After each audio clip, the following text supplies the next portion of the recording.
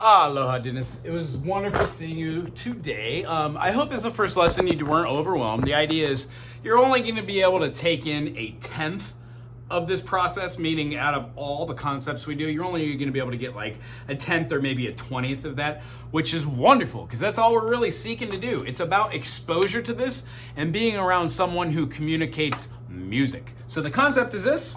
We talked about if you have a piano and there are 88 keys on this piano, that when we get to the middle, we find ourselves at middle C. So when we find the two notes anywhere, we can go down a half step or a minor second, and it becomes the C. So we have C1, C2, C3, C4, which also, as we talked about, is middle C, and then C5, C6, C7, and C8. When we play all 5 fingers down anywhere, we get chords. The concept is we have to remove a few of these notes to get either a major or a minor or an augmented or a diminished. So the chords that we deal with have a 1, a 3, and a 5, a 1, a flat 3, a 5, a 1, flat 3, flat 5, or a 1, 3, sharp 5. Between these chords, augmented, diminished, major, and minor, we learn how to put 7 major, minor, minor, major, major, minor, diminished, and major together to form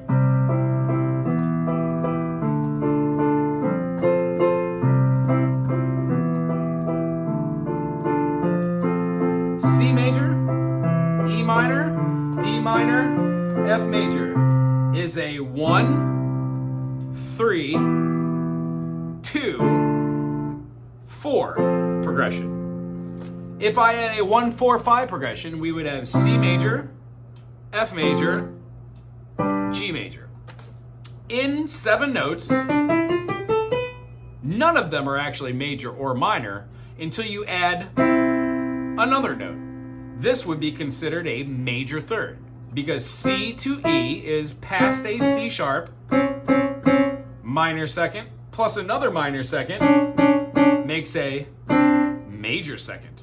A minor plus a minor plus a minor makes a minor third. A minor second plus a minor second plus a minor second plus a minor second makes a major third. So we could say a major second plus a major second would make a major third. When we have a 1 to 4, C to F, we have a perfect fourth. When we go to the F sharp, we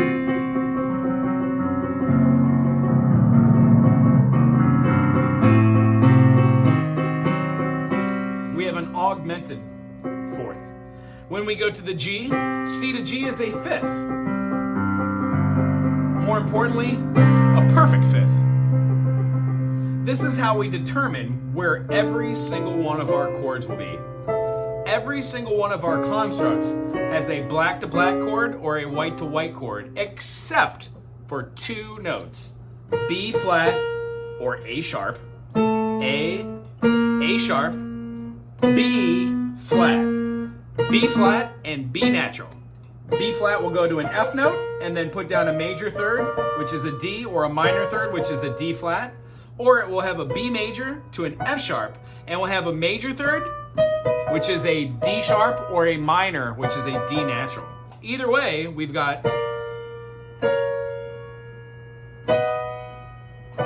major or minor just to talk about today.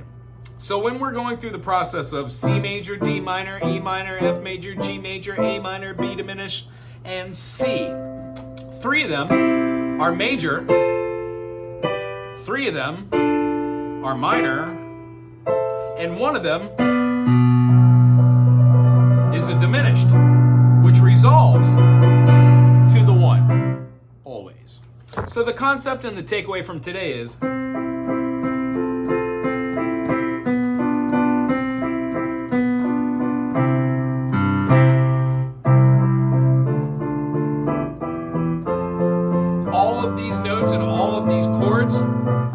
key of C major. C major has no sharps and no flats, meaning I didn't go to any other notes besides C, D, E, F, G, A, B, and C.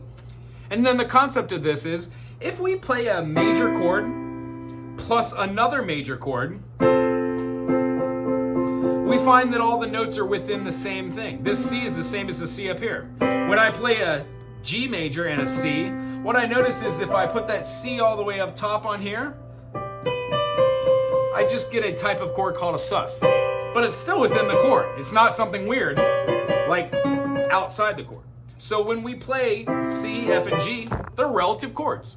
If I played any other chord besides those, and it wasn't in the key, we would be moving to another key. No matter what that chord is, it has to be based off of a 1, 3, and a 5, which is a triad.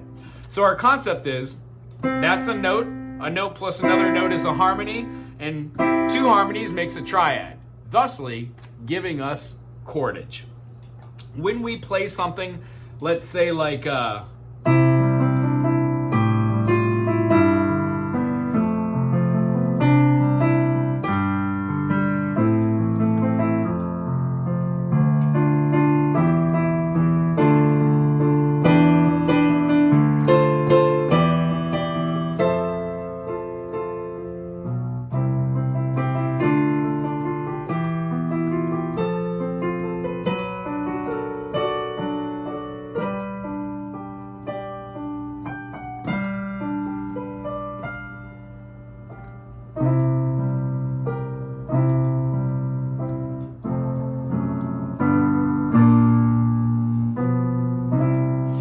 to put our fingers in different positionings depending on where the perfect fifth is. And then when we take that note and put it down here, where the perfect fourth is. And what you'll notice is all the notes in between are all relative. We will talk about all this and go over C to D is a major second, D to E is a whole step, another major second, E to F is a half step, 1, 2, 3 under.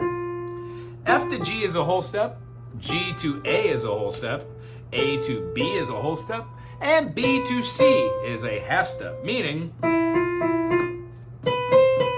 in the key of C major, it expresses what our two half steps are, E to F, B to C. Even though E to F and B to C are only in the key of C major as half steps, there are always half steps in every key. The reason why we have to change our chords to incorporate that, like in the key of G, which has one sharp, it's F sharp, G, A, B, C, D, E, F sharp, G. It would also follow that whole step, half step, whole step, half step. Well, in the key of G, G major, A minor, B minor, C major, D major, E minor, F sharp diminished, and G. Notice how when I got to the B, I had the F sharp included. G major, A minor, B minor. If I would have played the F sharp as an F natural, I would have had a B diminished. And there is no B diminished in the key of in G, only in the key of C. It's very special. In the key of G, F sharp diminished. Goes right into it. In the key of D, C sharp diminished. Cool. In the key of E, E flat diminished. So what we do is we go over concepts like this each week. We pancake them until you have a huge allotment of ideas. We work on vocabulary, we work on communicating, and we work on basic concepts. So for this week, play your C major, C, D, E, under with your thumb, F, G, A, B, C. And then when you go back down, C, B, A, G, F, go over with the same third finger for the D, the E, the E, the D, and then the C. Cool? C major, D minor, E minor, F major, G major, A minor, B diminished, and C. And also, if you want to, write a little ditty.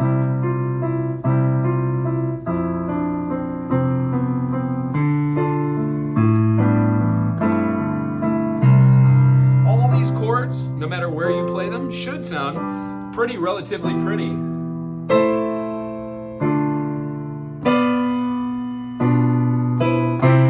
Anywho, it was very nice meeting you today. We're going to go over a whole bunch of other stuff, and I'm very much looking forward to seeing you again. Aloha.